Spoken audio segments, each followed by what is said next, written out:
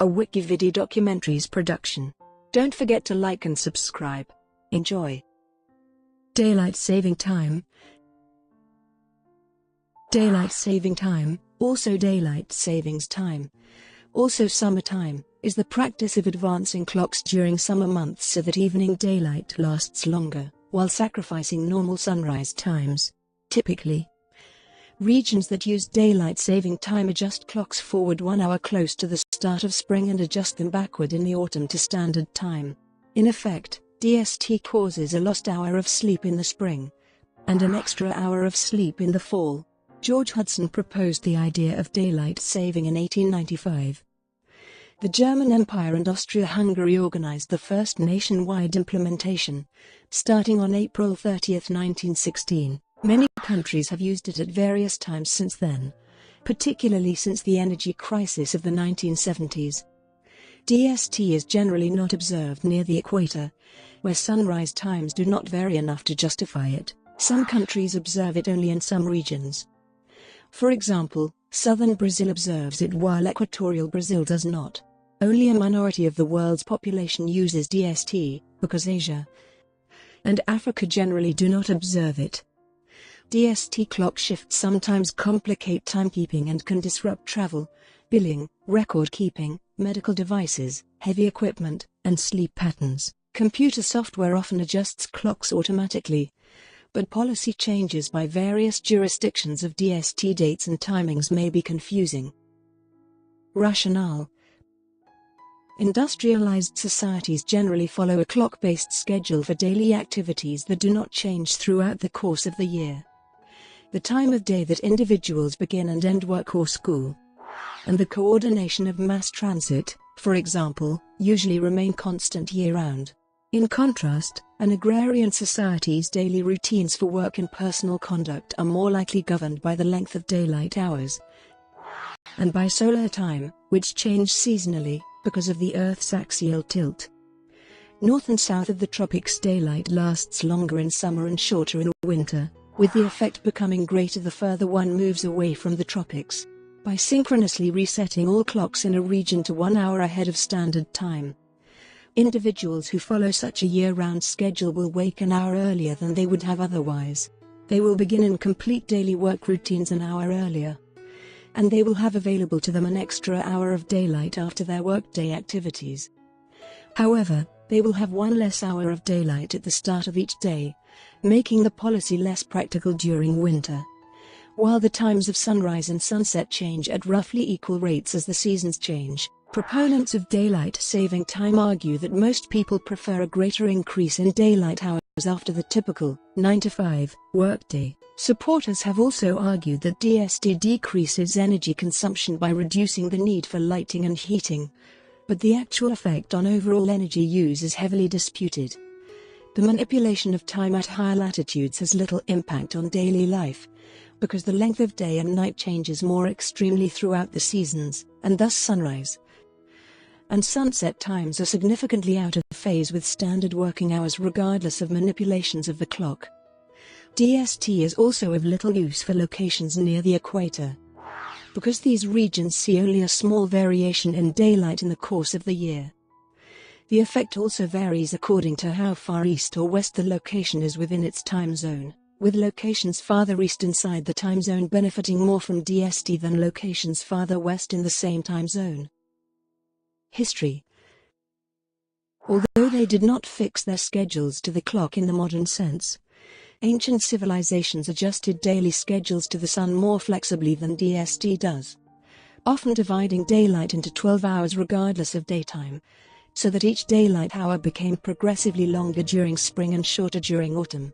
For example, the Romans kept time with water clocks that had different scales for different months of the year. At Rome's latitude, the third hour from sunrise, Hora Tertia, started by modern standards at 9:02 solar time and lasted 44 minutes at the winter solstice, but at the summer solstice it started at 6:58 and lasted 75 minutes. From the 14th century onwards, equal-length civil hours supplanted unequal ones, so civil time no longer varies by season. Unequal hours are still used in a few traditional settings, such as some monasteries of Mount Athos and all Jewish ceremonies.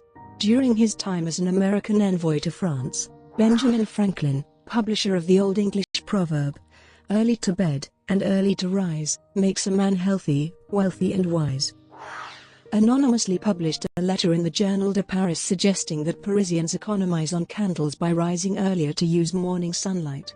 This 1784 satire proposed taxing window shutters, rationing candles, and waking the public by ringing church bells and firing cannons at sunrise. Despite common misconception, Franklin did not actually propose DST. 18th century Europe did not even keep precise schedules. However, this soon changed as rail transport and communication networks came to require a standardization of time unknown in Franklin's day. In 1810, the Spanish National Assembly, Cortes of Cadiz, issued a regulation that moved the sitting of certain meeting times forward by 1 hour from 1 May to the 30th of September in recognition of seasonal changes, but did not actually change the clocks. It also acknowledged that private businesses were in the practice of changing their opening hours to suit daylight conditions, but did so on their own volition. The New Zealand entomologist George Hudson first proposed modern DST. Hudson's shift work job gave him leisure time to collect insects and led him to value after-hours daylight. In 1895 he presented a paper to the Wellington Philosophical Society proposing a 2-hour daylight saving shift, and after considerable interest was expressed in Christchurch, he followed up with an 1898 paper. Many publications credit DST proposal to the prominent English builder and outdoorsman William Willett, who independently conceived DST in 1905 during a pre-breakfast ride, when he observed with dismay how many Londoners slept through a large part of a summer day. An avid golfer, Willett also disliked cutting short his round at dusk. His solution was to advance the clock during the summer months, a proposal he published 2 years later. The Liberal Party Member of Parliament Robert Pearce took up Willett's proposal, introducing the first daylight saving bill to the House of Commons on February 12, 1908. A select committee was set up to examine the issue, but Pearce's bill did not become law, and several other bills failed in the following years. Willett lobbied for the proposal in the UK until his death in 1915. Port Arthur, Ontario, Canada, was the first city in the world to enact DST on July 1, 1908. This was followed by Orillia, Ontario, introduced by William Swordfrost while mayor from 1911 to 1912. The first states to adopt DST nationally were those of the German Empire and its World War I ally Austria-Hungary commencing April 30, 1916 as a way to conserve coal during wartime. Britain, most of its allies, and many European neutrals soon followed. Russia and a few other countries waited until the next year, and the United States adopted daylight saving in 1918. Broadly speaking, most jurisdictions abandoned daylight saving time in the years after the war ended in 1918. However, many different places adopted it for periods of time during the following decades and it became common during World War II. It became widely adopted, particularly in North America and Europe, starting in the 1970s as a result of the 1970s energy crisis. Since then, the world had seen many enactments, adjustments, and repeals. For specific details, see daylight saving time by country. Procedure. Clock shifts are usually scheduled at, or soon after, midnight and on a weekend to lessen disruption to weekday schedules. A 1-hour shift is customary, but 20-minute and 2-hour shifts have been used in the past. In all countries that use daylight saving, the clock is advanced in spring and set back in autumn. The spring change reduces the length of that day, and the autumn change increases it. For a midnight shift in spring, a digital display of local time would appear to jump from 11:59:59.9 to 01:00:00.0. The time at which clocks are to be shifted differs across jurisdictions. The European Union has a coordinated shift, shifting all zones at the same instant, at 1 o'clock Coordinated Universal Time, which means that it changes at 2 o'clock Central European Time or 3 o'clock Eastern European Time. The result is that the time differences across European time zone remain constant. North America shifts at 2 o'clock. but at the local time and is consequently uncoordinated so that, for example, Mountain Time is, for 1 hour, 0 hours ahead of Pacific Time instead of 1 hour ahead in the autumn, and 2 hours instead of 1 ahead of Pacific Time in the spring. The dates on which clocks are to be shifted also vary with location and year. Consequently, the time differences between regions also vary throughout the year. For example, Central European Time is usually 6 hours ahead North American Eastern Time, except for a few weeks in March and October/November. While the United Kingdom and mainland Chile could be 5 hours apart during the northern summer, 3 hours during the southern summer, and 4 hours a few weeks per year. Since 1996, European summertime has been observed from the last Sunday in March to the last Sunday in October. Previously the rules were not uniform across the European Union. Starting in 2007, most of the United States and Canada observed EST from the second Sunday in March to the first Sunday in November, almost 2/3 of the year. Moreover, the beginning and ending dates are roughly reversed between the northern and southern hemispheres, because spring and autumn are displaced 6 months. For example, mainland Chile observes DST from the second Saturday in October to the second Saturday in March, with transitions at 2400 hours local time. In some countries time is governed by regional jurisdictions within the country so that some jurisdictions shift and others do not. This is currently the case in Australia, Brazil, Canada, Mexico, and the United States. From year to year, the shift dates may change for political and social reasons. The 2007 U.S. change was part of the Energy Policy Act of 2005.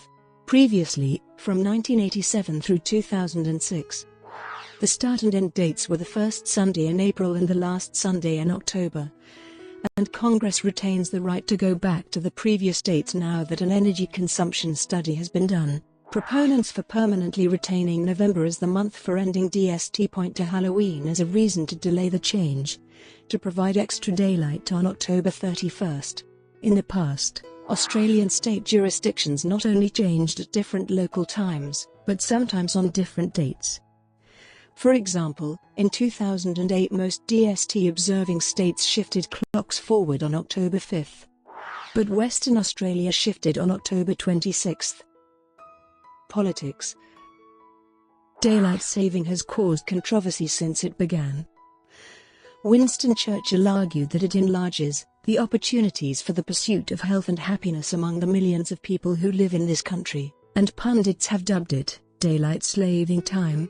Historically, retailing, sports, and tourism interests have favored daylight saving, while agricultural and evening entertainment interests have opposed it. And its initial adoption had been prompted by energy crises and war. The fate of Willett's 1907 proposal illustrates several political issues involved. The proposal attracted many supporters, including Arthur Balfour, Churchill, David Lloyd George, Ramsay MacDonald, Edward VII, the managing director of Harrods, and the manager of the National Bank. However, the opposition was stronger. It included Prime Minister H. Asquith, Christie, George Darwin, Napier Shaw, many agricultural organizations, and theatre owners. After many hearings, the proposal was narrowly defeated in a parliamentary committee vote in 1909. Willett's allies introduced similar bills every year from 1911 through 1914, to no avail. The U.S. was even more skeptical. Andrew Peters introduced a DST bill to the United States House of Representatives in May 1909, but it soon died in committee. After Germany led the way with starting DST during World War I on April 30, 1916 together with its allies to alleviate hardships from wartime coal shortages and air raid blackouts, the political equation changed in other countries. The United Kingdom used DST first on May 21, 1916. U.S. retailing and manufacturing interests led by Pittsburgh industrialist Robert Garland soon began lobbying for DST, but were opposed by railroads. The USS 1917 entry to the war overcame objections, and DST was established in 1918. The war's end swung the pendulum back. Farmers continued to dislike DST, and many countries repealed it after the war. Britain was an exception. It retained DST nationwide, but over the years adjusted transition dates for several reasons, including special rules during the 1920s and 1930s to avoid clock shifts on Easter mornings. Now under a European Community Directive, summertime begins annually on the last Sunday in March, which may be Easter Sunday. The U.S. was more typical. Congress repealed DST after 1919. President Woodrow Wilson, like Willett, an avid golfer, vetoed the repeal twice, but his second veto was overridden. Only a few U.S. cities retained DST locally thereafter, including New York, so that its financial exchanges could maintain an hour of arbitrage trading with London, and Chicago and Cleveland to keep pace with New York. Wilson's successor Warren G. Harding opposed DST as a deception, reasoning that people should instead get up and go to work earlier in the summer. He ordered District of Columbia federal employees to start work at 8 o'clock rather than 9 o'clock during summer 1922. Some businesses followed suit, though many others did not. The experiment was not repeated. Since Germany's adoption in 1916, the world had seen many enactments, adjustments, and repeals of DST, with similar politics involved. The history of time in the United States includes DST during both world wars, but no standardization of peacetime DST until 1966. In May 1965, for 2 weeks, St. Paul, Minnesota, and Minneapolis, Minnesota were on different times. When the capital city decided to join most of the nation by starting daylight saving time, while Minneapolis opted to follow the later date set by state law. In the mid-1980s, Clorox and 7-Eleven provided the primary funding for the Daylight Saving Time Coalition behind the 1987 extension to USDST. And both Idaho senators voted for it based on the premise that during DST fast food restaurants sell more French fries, which are made from Idaho potatoes. In 1992, after a 3-year trial of daylight saving in Queensland, Australia, a referendum on daylight saving was held and defeated with a 54.5% no vote, with regional and rural areas strongly opposed, while those in the metropolitan southeast were in favour.